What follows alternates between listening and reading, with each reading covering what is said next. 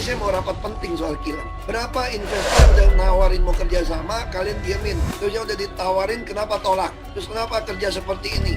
Saya lagi mau auditin. Tempat saya emosi juga kemarin. Mereka mau mancing saya emosi. Kalau saya emosi, laporin presiden apa? Ahok mengganggu keharmonisan. Ahok bentuk tim khusus di Pertamina. Tugasnya apa? Ditulis oleh Fadia Lidiana dari detik.com. Sebelum kita lanjut, jangan lupa subscribe dan nyalakan loncengnya agar Anda menjadi yang pertama mendapatkan informasi dari jurnal terupdate. Komisaris Utama PT Pertamina Persero Basuki Cahayapurnama atau BTP atau Ahok mau membentuk tim khusus untuk fokus menangani calon investor yang pernah berminat kerjasama di proyek kilang Pertamina. Nantinya tim khusus itu akan bernegosiasi ulang dengan calon investor yang sempat berminat menggarap proyek kilang dengan Pertamina. Untuk negosiasi ulang semua investor yang pernah dan mau kerjasama dengan Pertamina, kata Ahok kepada detik.com, Sabtu 3 Oktober 2020. Selain itu, Ahok juga sebelumnya mengatakan tim khusus ini juga akan menganalisa apa penyebab calon partner Pertamina memutuskan mundur dari proyek kilang. Sedang bentuk tim buat jajaki dan sudah audit juga penyebabnya. Kata Ahok dikutip dari CNBC Indonesia pada Jumat 2 Oktober 2020. Melengkapi Ahok, Vice President Corporate Communication Pertamina Fajriah Usman menjelaskan, tim khusus itu nantinya akan bertugas memberikan pemahaman para calon investor Pertamina agar yakin untuk melakukan kerjasama. Secara garis besar, tim ini dibentuk agar proses strategic partnership lebih optimal sehingga calon investor paham dan confident dengan outlook proyek Pertamina nantinya. Urai Fajriah ketika dihubungi detik.com secara terpisah.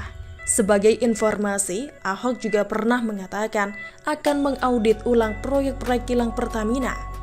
Ia menilai penjelasan terkait proyek kilang Pertamina yang pernah dilaporkan padanya hanyalah untuk memancing agar ia emosi dan segera dilaporkan ke Presiden Joko Widodo. Kemudian dia dianggap sebagai pengganggu keharmonisan. Terus sudah ditawarin kenapa ditolak? Terus kenapa kerja seperti ini? Saya lagi mau audit, cuma saya emosi juga kemarin. Mereka lagi mancing saya emosi. Saya emosi laporin presiden apa? Ahok mengganggu keharmonisan, kata dia dalam video yang diunggah akun Point di YouTube pada Rabu 16 September 2020. Mengutip laman resmi Pertamina, kini bisnis pengolahan memiliki dan mengoperasikan 6 buah unit kilang dengan kapasitas total 1046,70 ribu barrel. Beberapa kilang minyak seperti kilang RU3 Pelaju dan kilang RU4 Cilacap terintegrasi dengan kilang petrokimia. Beberapa kilang tersebut juga menghasilkan produk LPG seperti di Pangkalan Berandan, Dumai, Pelaju, Cilacap, Balikpapan, Balongan, dan Mundu. Kilang LPG Pangkalan Berandan dan Mundu merupakan kilang LPG yang operasinya terpisah dari kilang minyak dengan bahan bakunya berupa gas alam. Pertamina juga sudah lama punya niat bikin kilang baru, tapi sampai sekarang belum terrealisasi. Raksasa migas Timur Tengah Saudi Aramco sudah menyatakan minta untuk jadi partner Pertamina membangun kilang, tapi akhirnya batal. Setelah Aramco mundur, Pertamina mengaku ada beberapa perusahaan menyatakan minat untuk menggarap pembangunan kilang RDMP Cilacap. Jadi sekarang ada beberapa perusahaan yang menyatakan minat untuk kemudian berpartner dengan Pertamina, kata Direktur Utama Pertamina Nike Widiawati dalam diskusi virtual yang disiarkan di Facebook pada Senin 15 Juni 2020 lalu. Nike memastikan Pertamina tetap berkomitmen untuk melanjutkan proyek pembangunan kilang termasuk di Cilacap walaupun Saudi Aramco mundur. Dia pun menjelaskan latar belakang hengkangnya perusahaan tersebut. Ya memang kita juga mengatakan kalau dealnya itu tidak terjadi karena Aramco menawar kilang existing kita terlalu murah. Bedanya itu 1 billion dolar Amerika Serikat lebih gitu. Nah kalau aset negara kemudian dihargai lebih murah 1 billion dolar Amerika Serikat, ya kan masalah. Masalah ini kerugian negara, ya lebih baik tidak deal kalau begitu kan? Jelas nih ke.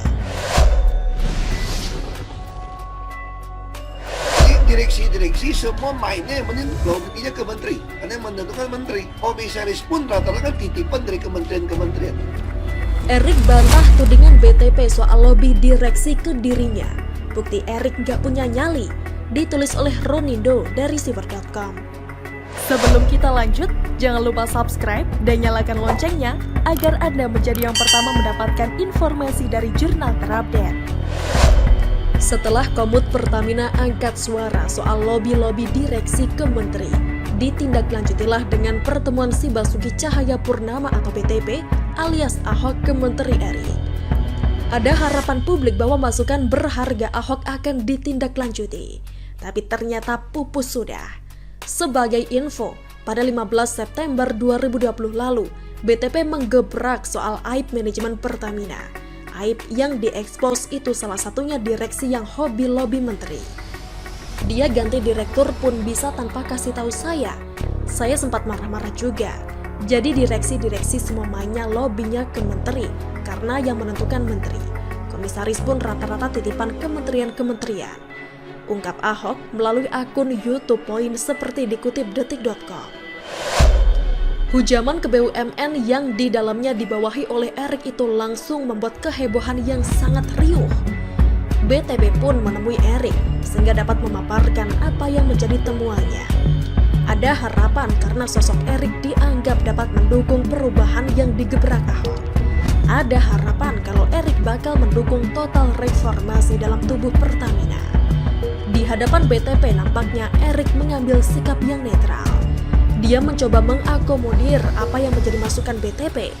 Malah sempat tercuat bahwa Erik mendukung apa yang dilakukan BTP. Sampai-sampai ada media yang menyatakan bahwa adalah tugas dari BTP yang menjadi titipan Erik untuk membongkar hal-hal semacam itu. Lantas sebagai atasan, Erik pun merespon dengan memberi wejangan ke BTP soal membuat tim atau membangun teamwork. Ya masih bisa dipahami dan dimaklumilah.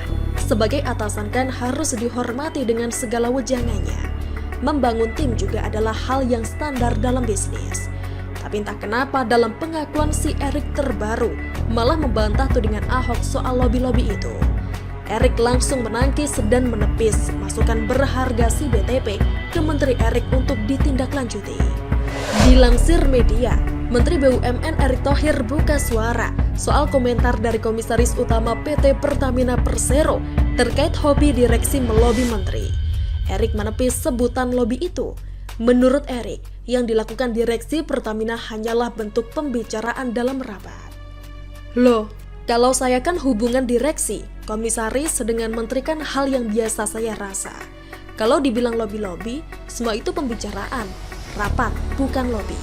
Sesuatu yang biasa, tegas Erik ketika ditemui awak media usai menghadiri rapat kerja atau raker dengan Komisi 6 DPR Republik Indonesia di Jakarta pada Selasa 22 September 2020. Lalu ada lagi tambahan komentar dari Erik. Jadi menurut Erik, direksi dan komisaris BUMN memang harus dekat dengan menteri-menteri. Pasalnya jika tidak, maka kerjasama tim tak berjalan efektif. Komisaris, direksi harus dekat dengan menterinya. Kalau enggak, nanti yang kita mau teamwork jadi nggak jalan. Terang Erik. Jadi ternyata Erik malah melindungi para direksi yang melobi dirinya atau para menteri.